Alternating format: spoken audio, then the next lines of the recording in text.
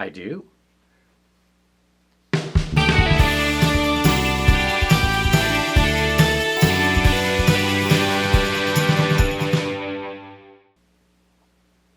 Have you been thinking about your bedtime recently? I've talked to people who are thinking about their bedtime because they're sheltering in place, they're self-isolating, they're on lockdown, they're quarantining. These words are all used interchangeably. They don't all really mean the same thing, but they all denote the same thing, which is the last few months of your life. I mean, not the last. I hope they're not the final. And if they are, I hope you've enjoyed them. Because who knows? There's always a risk that a bus is going to hit us before bedtime if we're taking a stroll anywhere. Okay, there are places that don't have buses, but I think you get my point. And if you don't get my point, let's just move on to the issue of bedtime. Let's say that you are having a quiet dusk. You might have a light supper. You might have a grand meal. You might be with someone else. You might be with a handful. You might be with a larger number than that. You shouldn't be with too large a number, even if you're all in the same, as it were, fluid covenant. And then what do? Read that book that you hadn't gotten to. Clean out your sock drawer. Realize you need more socks.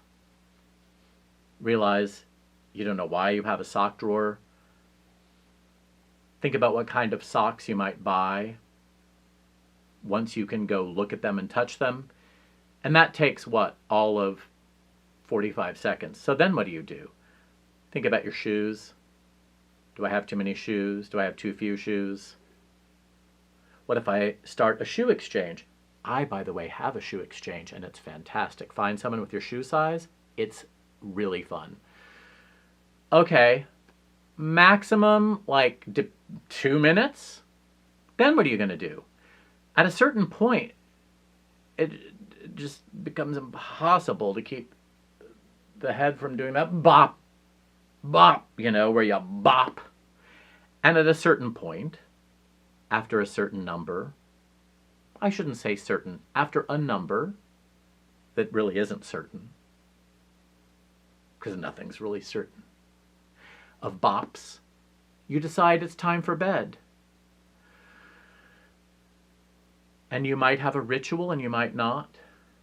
And you might feel like you're getting ready for that big spelling test in second grade, and you might not. You might feel like you're doing that big pitch at the annual meeting of your Fortune 500 company, or you might not. You might feel like you're going to be a character witness for someone who's on trial and you're there to support them.